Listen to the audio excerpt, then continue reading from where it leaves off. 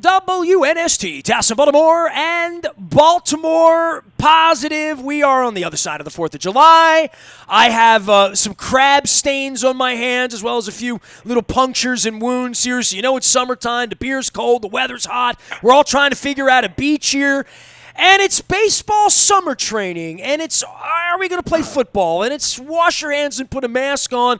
Dennis Koulatsos joins us now from over at Coons Baltimore Ford and Security Boulevard, and I drive by every once and again, and Dennis, of course, is here every Thursday from 3 until 5, and we're all in that weird spot right now, right? Like Luke's back from the beach, and we're trying to say, is there going to be baseball? Is there going to be football? And the one thing we can all agree on is we still don't like the Washington football team, no matter what they're called, right, Den? Yeah, I've been watching them, the Washington Football Club for many years now. I refuse to call them by their nickname. It's just amazing to me, and that's what it's taken this long for people to realize that it's such an improper name. We wouldn't sit still for a team called the White Skins or the Black Skins or the Yellow Skins, so I don't understand why this name has been allowed to exist for such a long time, particularly given the fact that if you change a team name, the fans have to buy new jerseys and memorabilia and whatnot, so it's a boon to the owners. So for a lot of different reasons, I don't get that it's taken this long for this thing to come to the surface and where people demand change. You know, I don't know how many people I'm going to talk to about this because it's going to sort of come and go. I mean, I'll have my go when I have Dave Preston from WTOP, you know, some of my DC buddies on who cover sports down there, or who may be more burgundy and gold than purple, right? So, and that's, you know, about birthright, and whether you were born in Silver Spring in 1964, you're probably a Redskin fan, right? So I look at it just as the last 25 years, and you and I, your EVT background, my Dundalk background, and us doing this together for 2 decades, that where that football team was in 1995-96 when Art Modell pulled into the parking lot here, where Jack Kent Cooke was at that point and trying to get Raul John built, and where the money was with Governor Schaefer and how our stadium got built and how he tried to put that team in Laurel, which would have blocked us from ever having a team. And when I went on the radio, December 1991 was my first time on the radio, Dan. If you would have told me at that time, me and Kenny Albert going on the air, when Camden Yards wasn't even built yet, we hadn't even walked in it yet, to where 30 years later all of these pieces would have landed. Like, my dad died 1992, July 11, 1992. If my dad were to come back right now and would have said, son, what's going on the last 28 years since I left you, you know? And to see all of the people, the parts, the parades we've had here, right? The fact that the Washington Nationals exist, right? And that they just had a parade that, you know, the Capitals have won a Stanley Cup. And that of all of these franchises, the Orioles and the Redskins are these disgraced, old, ratted out, hollowed out souls of what they once were, right? Yeah, it's amazing. I don't think your dad or my dad, God rest their souls, would believe what's happening these days. And I'm sure your dad was a huge baseball fan. My dad loved baseball, unlike me. And really? He just loved Now, hold on. baseball. Your dad came from the old country, though, right? So explain this to me. He did. He really did. But he loved watching baseball, loved the Orioles. And, yeah, he'd be pretty upset by the current state of affairs. And not just that, just, you know, you and I talked about off here, just the world happenings of where we are right now with COVID and everything else. Was there something about your family coming over here? And it's different for me because my family came here because of baseball, right? Like, my last name's Aparicio, so all of my cousins. But I thought of you Saturday morning. My wife and I went over to the Woodley Bakery. We picked up some peach bread, delicious.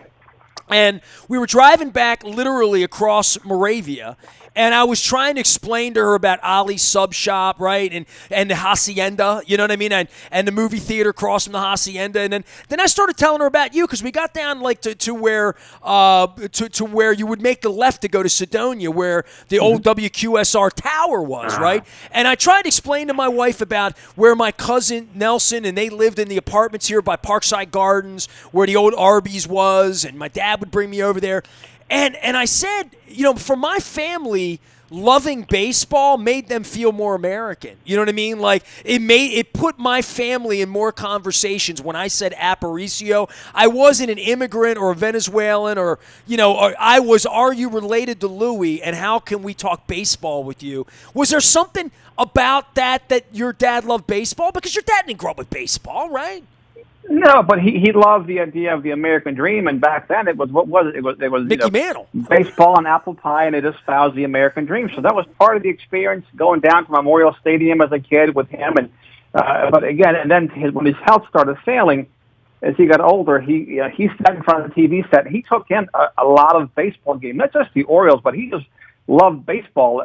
To him, it was just part of that dream that he came over across the big pond to embrace. And you know what? That's what I always tell people. I am the American dream, and thank God that my father did bring the family over here. But baseball was a huge part of his life. He loved the Jim Palmer was his favorite Oriole of all time. Hey! Did you didn't see me on Facebook this morning? I swear to God, this is a good talking point because anybody that's connected to me probably watches me on Facebook or whatnot. If you're on my Facebook, this morning, you wake up and you get the memories show up on your timeline from so many years ago. Here it is.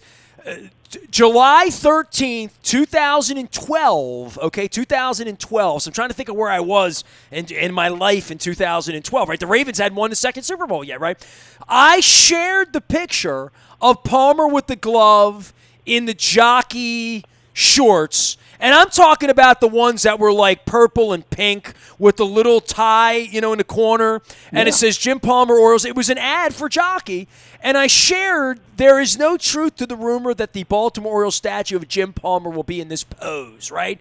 And, Palmer's never done my show 30 years in. He's my favorite athlete. Your father and I share a love for Jim Palmer. So, my dad called him candy ass. So I never, my dad didn't love Palmer. My dad didn't appreciate Palmer the way that I did and the way that I've grown to appreciate Palmer. But I've never had Palmer on the show. Whenever I've been in the company of Palmer, he's always been fine and talking to me. But he's a unique personality. But he is by far, to me, the greatest Baltimore athlete there ever was. So your father had good taste if he loved Jim Palmer. He did. He loved pitching in particular, and he loved JP. He loved his approach to the game and everything about him. So baseball was a close second to his real love, which was professional wrestling. And you and I have talked ad nauseum about that. But Spiros Arion. Yeah, you know what? We love Spiros Arion. We were all crushed when he did a heel turn against Chief Jay Strongbow. That wasn't right. One left the mark. That was filthy when he did that. So Dad was all in. He thought it was real until the very end. He thought it was. He didn't understand it was exhibition. He felt bad for these guys when they got hurt. He cried. He said, "Oh, they're poor families. He's going to go to the hospital." I'm like, "Dad, you're in the back drinking a beer." Never believed it. Bruno really had a broken neck, and Stan Hansen did it. I'm telling you. Well, again, Dad was all in, but it was a lot of fun, and that was my connection with him. And it's a big reason why to this day I love professional wrestling because it's still my connection to my father. Well, it's great that we're talking about your dad and my dad. My dad passed on July 11th, so it's always sort of a day that, it's 28 years, and I think about this. But what would our folks make of all this, right? Like, to come back, even my mother 3 years ago, who wanted to live to be 100 years old. She would have made it almost to the pandemic. She was born during the first pandemic in 1919. But, I guess for where we are now with baseball and football, and I know you sort of came out last week and said they probably shouldn't play, right? Andrew Brandt a couple weeks ago shared if they truly were putting the safety of their employees first, they would not be playing.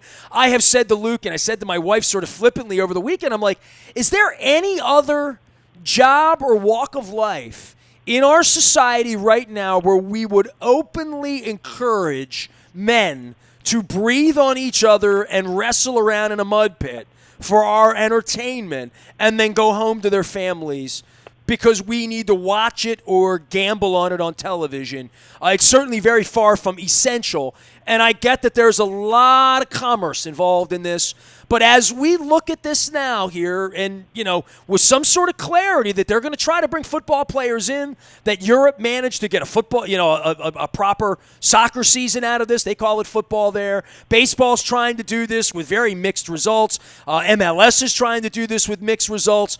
where are you on all of this? Because I am very, very, very skeptical that they're going to play football for 20 weeks and we're going to have a Super Bowl in Tampa in February. I'm very, very skeptical of that, Dennis. Well, and that's, I guess, my biggest concern as it relates to baseball is their guidelines, their safety guidelines. You talk about loosey-goosey.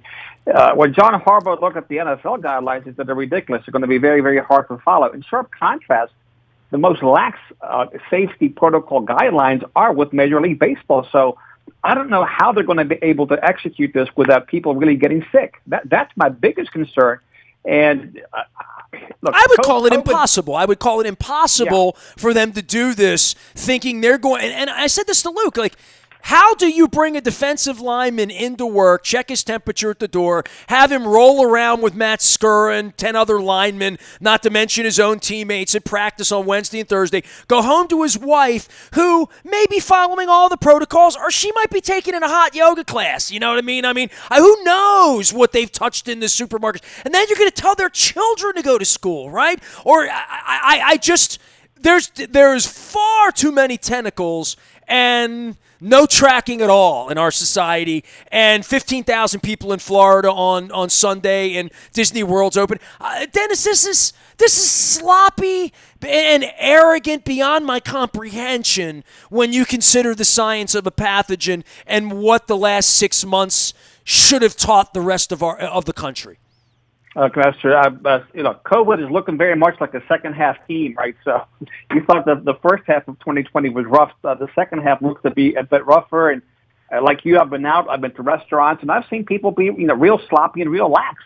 There's no social distancing. People aren't paying attention, and this thing is not going to go away by itself. It's hard for me to fathom being a professional athlete in close quarters with other athletes on the field, also in the locker room, right? That's the other thing. How do you sanitize these things, and how do you keep them safe? I can't see it. I'm getting more and more pessimistic by the day in regards to our beloved sports for the second half of the year.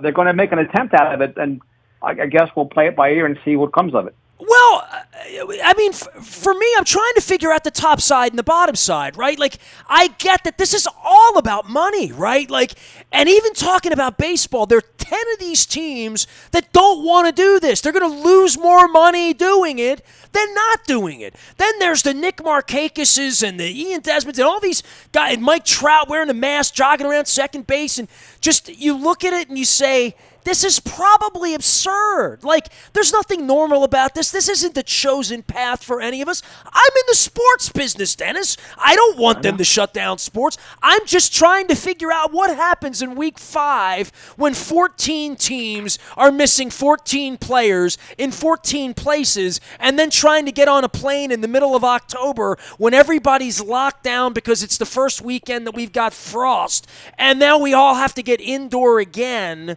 And and the more that we disparage Anthony Fauci, who day one said the virus will make the rules. Dennis, there's nothing I've seen in the last 6 months that has not been more bold, italic to me than the virus will make the rules, because they're going to try to play and the virus is going to make the rules. And I can't figure out what they figure the top side is at this point to go through with this. Where is the pathway through this labyrinth that they get out the other side in better shape than by trying to say we're going to do the right thing and not have any of our players infected? I don't. Well, I just the longer this goes on, the more frustrated I get by it. Well, UFC, Dana White, he's going on Fight Island, right? So even if you put all these athletes on one island again, it isolates them from the public, but it doesn't isolate them from each other. Collision sports such as football and hockey and even basketball, these, you're not talking about football, golf or tennis, where you have these close quarter combat and they're spitting on each other. I don't see a way out of it. And look, like you said, what happens in weeks 4, 5, 6, 7? Football is already the ultimate game of attrition. Now you're going to introduce a virus, a deadly virus on top of it. And to me, it sounds very much like a recipe for disaster. And the Ravens came out, we're trying to get ahead of this thing with announcing for their season ticket holders their protocol. But I can't. I keep going back and forth. If if I'm the chosen 7,000 or 14,000, am I really going to go to a game? Dennis, would you go down there this weekend for this Sunday night? They're going to kick off at 8:00. They're playing the Eagles, whatever they do with their schedule. I mean, it's like the Orioles. They're 2 blocks away from me, right? Like, I am locked out. They've been practicing. I'm a legitimate media person who's been blackballed, literally. I am the Colin Kaepernick of the Orioles, right? Like, if they called me and said, we'll let you back in, come on up, there's no one here, I would say, why? Why? Why? Why do I need to watch Chris Davis hit fungos in a cage in the middle of a pandemic? Like, I'm trying to keep my wife safe. I'm trying to keep myself safe. I'm trying to keep your mother safe. I'm trying to keep everybody safe, right?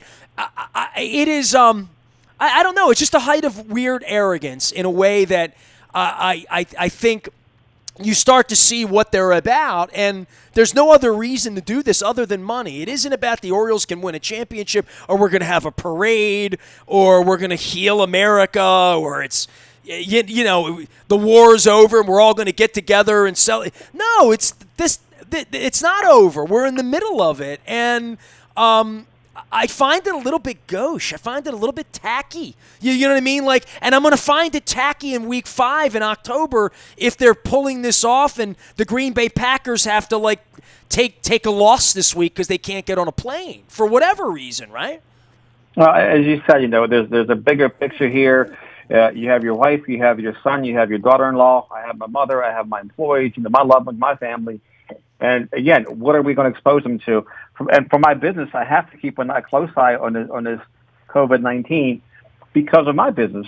Thankfully, we're essential, but we saw the impact it had on us in the first and second quarter of this year. And we're seeing these bars shutting down at the beach and in East Baltimore. I mean, we're seeing businesses have to shut, literally. Yeah, they have to shut, the economy, unemployment, et cetera. All these things factor in. But as you mentioned, if I was able to take in any kind of game, whether it's the Orioles or the Ravens this weekend, it'd be a hard pass for me, a hard no. I wouldn't even give it a second thought, not even give it an ounce of consideration of going down there.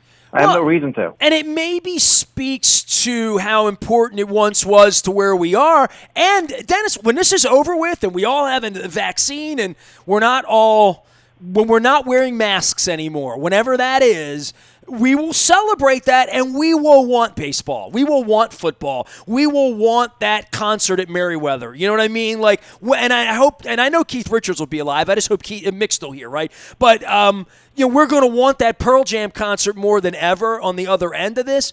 But I can't in any way I love me some Eddie Vedder, right? I love me some Black Crowes and this and that.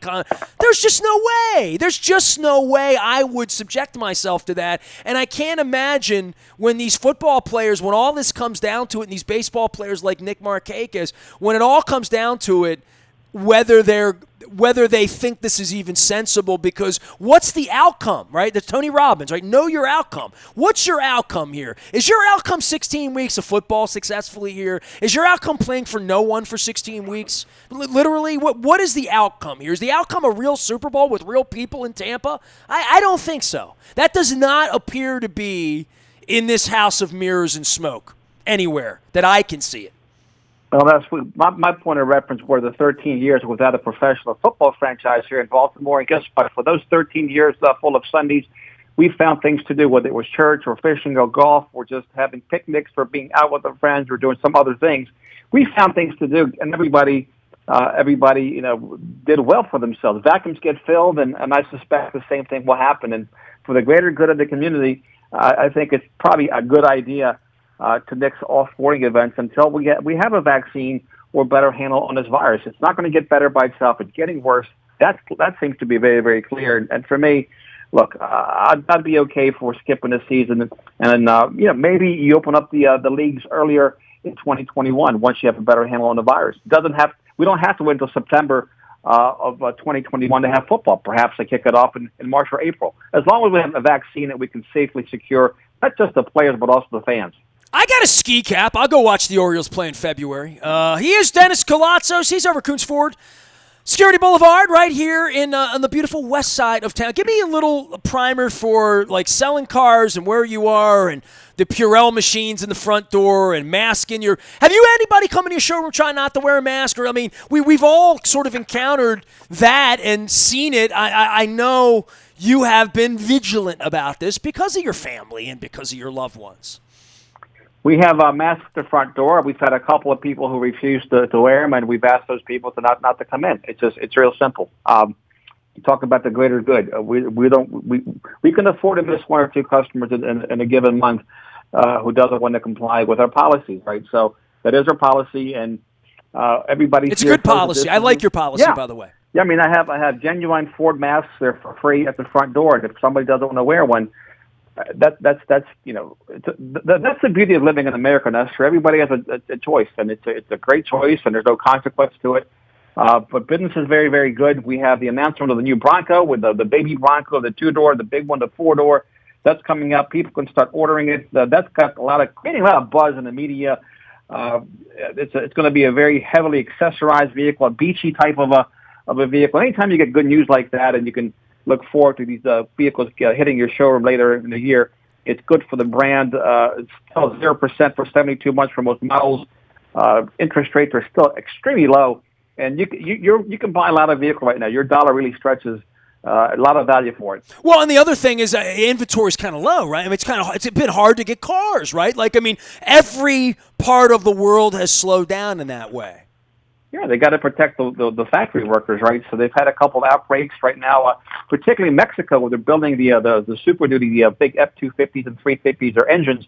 They're down to 50% capacity already, and they're coming out of Mexican plants. And again, I guess over there, their standards aren't as good as we have here in the States. So inventory will continue to be an issue, not just for Ford, but for all manufacturers going forward. And until we get out the right way, until the vaccine is out there that can protect the workers. But we're buying a lot of used cars. We're trading a lot of used cars, and our used car business is through the roof, thankfully. I hope that you stay safe here this week. I hope to hear you on Thursday between 3 and 5. I hope to join you later in the week. And, I hope at some point we get some clarity on all this stuff, right? I mean, I know this. Every night they're practicing baseball. I've heard the crack of the bat with the window open, literally, because it's so quiet downtown. So, we're hoping to get back to normal here. We will see you soon. I'll be tuning in on Thursday, and we'll continue to monitor whatever the NFL's doing. And stay safe, Dan. You too, Nestor. Stay safe and stay well. Go fishing. It's safe out there. There we go. He's going to take me fishing one day. We had Tony Tochterman on. We'll talk about it. That is Koulatsos, Coons Ford of Security Boulevard. You can find them out there of The Koulatsos Show, and, of course, each and every Thursday, and rebroadcast on Sunday morning. You can find me, Nasty, at WNST.net, Facebook, Twitter, LinkedIn, Snapchat, Instagram. Masked up. Keeping my hands clean. Staying safe and hydrated and all that good stuff. We are WNST.net, AM 1570 Towson, Baltimore. Calm, local, and Baltimore positive.